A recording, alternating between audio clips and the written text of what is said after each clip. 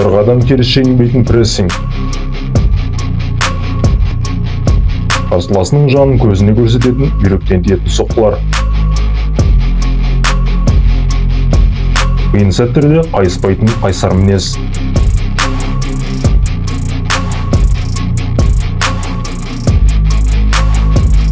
Бұл Балқаш жолбарысы Василий Жиров. Vasily the Tiger Жиров. Василий Жиров 1974 жылы 4 сәуірде Балқаш қаласында туылған. Әкесі Василий 3 жасқа толғанда отбасын тастап кетеді.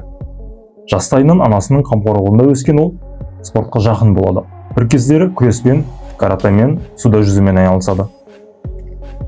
11 жасқа толғанда Сильвестр Сталлоненің Рокки фильмін көрген Василий боксшы болуға шешім қабылдап, атақты тренер Александр Апачинскийдің бокс залына келеді. Анасы Василийдің бокспен айналысуын құптамағандықтан 2 жыл бойы бокс залына барып жүргенін жасырып жүреді. Жаттығудан бөлек анасына көмектесу үшін қосымша жұмыста істейді. Бапкері Василийді отқа да салады, суға да салады. Жылдамдықты дамыту үшін қабаған неміс овчаркасымен қуалайды. Балқаш көлінің ортасынан жағаға дейін жүзіп келуге мәжбүрлейді. Аяқ батып кететін құммен жүгіртеді. Осының барлығына шыдай білген Василийдің бойында кейіннен бокс карьерасында талай керек болған қайсар мінез пайда болады. Ал бапкері Апачинский әке орнына әке болады. 1996 жылы ақш-тың Атланта қаласында өткен Олимпиадада алтын медальмен ең үздік боксшыға берілетін Вэл Баркер кубогына ие болған Василийге Европадан және Америкадан кәсіпқой боксқа ауысу туралы ұсыныстар түседі. ақш-ты таңдаған ол Боб Арумның Top Rank промоутерлік компаниясымен 3 жылға келісімшартқа отырып, 1997 жылы 18 қаңтарда бірінші ауыр салмақта кәсіпқой бокс карьерасын бастайды. 10 айдың ішінде 10 жекпе-жек өткізіп, барлығында жеңіске жетеді. 11-ші жекпе-жегінде тәжірибелі ақш боксшысы Арт Джиммерсонмен кездеседі. Василий алғашқы секундтан шабуылға шығып, сериялы соққылармен қарсыласын 2-ші раундта нокдаунға жібереді. Онға дейін орнынан тұрып үлгерген қарсыласын Жиров соққының астына ала жөнелген сол еді, Джиммерсон аяқ астынан үйіне қайтқысы келіп кетеді. 12-ші жекпе-жегінде америкалық Джейсон Николсонмен кездеседі. Николсон Майк Тайсон сияқты бокстасады екен. Дегенмен, Жиров 2 раундтың ішінде Николсонның Тайсонға аса қатты ұқсамайтындығын дәлелдеп береді. Осы жекпе-жектен соң Василий 2 кездесу өткізіп, екеуінде нокаутпен жеңеді. 1998 жылы 5 мамырда 2-ші дәрежелі WBC белдігі үшін америкалық Рич Ламонтаньямен кездеседі. ақш-тың тумасы, бірақ тегі италиялық боксшы Василийге мықты қарсылық көрсетеді. Бабында болмадыма екен, жекпе-жек соңына қарай Вася шаршап қалады. Дегенмен, қайсар мінезінің арқасында жекпе-жек тізгінін қолынан шығармай, ұпай санымен жеңіп шығады. Одан ары қарсылас шақ келтірмеген Василий 1999 жылы 5 маусымда өзінің 21-ші жекпе-жегінде IBF тұжырымы бойынша әлем чемпионы америкалық Артур Уильямспен кездеседі.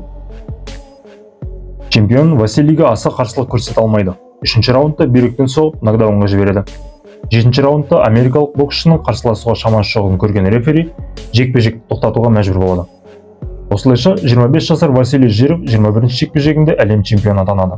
And a new IBF Cruiserweight Champion of the World, Vasily the Tiger Жиров.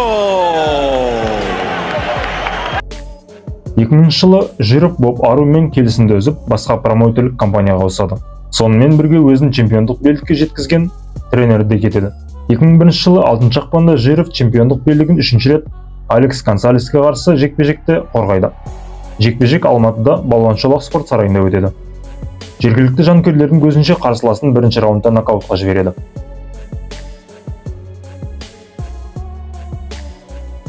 2003 жылы 26 сәуірде Василий өзінің 32-ші жекпе-жегінде америкалық Джеймс Тониге қарсы шығады. Тони бұған дейін 72 және 76 келіде чемпион болып үлгерген екен. Бірақ салмақ қуудың қиындығынан 91 келіге ауысады. Бұл салмақта 3 жекпе-жек өткізіп, Жировтың чемпиондық белдігінен таласқа шығады. Василий 1-ші секундтан шабуылға кіріседі. Дегенмен Тони қорғаныспен контратаканың мастері.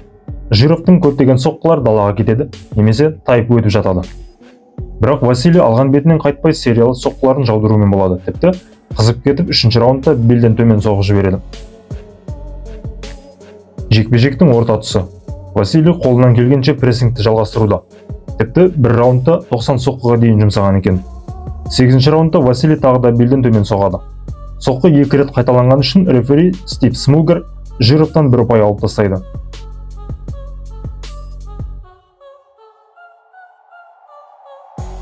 12-ші раундта екі боксшы да шаршап қалады. Бірақ бұл Джеймс Тони соңғы күшін 12-ші раундқа сақтап қойған екен. Василийдің қорғануға күші қалмаған кезде тура соққылармен Жировты нокдаунға түсіреді.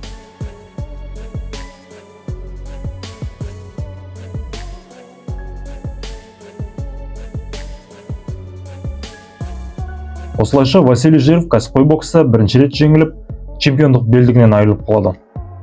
Осыдан кейін екі жекпе-жек өткізіп, ауыр салмаққа ауысып кетеді. Аса ауыр салмақта бірінші жекпе-жегін америкалық боксшы әлі жеңіліп көрмеген Джо Мессиге қарсы өткізеді. Қашанда салмағы 85 келіден аспайтын Василийге 100 келіден асатын қарсыласпен жұдырықтасу оңайға түспейді. Оған қоса Джо Месси техникалық тұрғыдан мықты боксшы.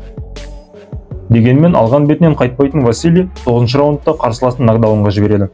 Америкалық берілмей орнынан тұрып кетеді. 10-ші раундта америкалықты тағы 2 нокдаун күтіп тұрады.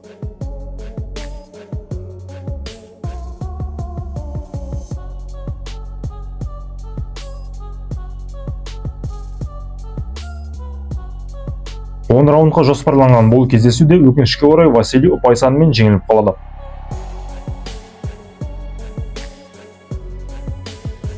жылы желтоқсанда Василий Жиров аса ауыр салмақтың бұрынғы чемпионы Майкл Мурермен кездеседі.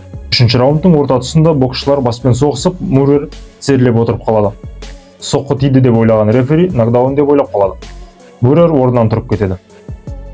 9-ші раундта Василий қарсыласын бұрышқа тықсырып, соққының астына алады. Бірақ жылдам соққылармен жауап қайтарып, бұрыштан шығып кеткен Мурер ринг ортасында Жировты құлатып түсіреді. Соққының жылдам болғаны сондай, Василий кішкене уақыттан соң барып құлайды. Намысқа тырысып бірден орнынан тұрып кеткен Василийдің әлі өзіне келмегенін көрген рефери жекпе-жекті тоқтатады. Жировтың нокаутпен жеңілгенін көрген өте өкінішті. Осыдан кейін Василий 6 жекпе-жек өткізіп, карьерасын аяқтайды. Қазір ол ақш-тың Аризона штатында жаттықтырушы болып қызмет етеді. 2017 жылы Астанадағы мешітте көпшіліктің алдында ислам дінін қабылдаған. Қазақстанның тұңғыш олимпиада чемпионы, кәсіпқой бокстан тұңғыш әлем чемпионы, балқаш жолбарысы Василий Жировтың бокстағы жүріп өткен жолы осылай еді.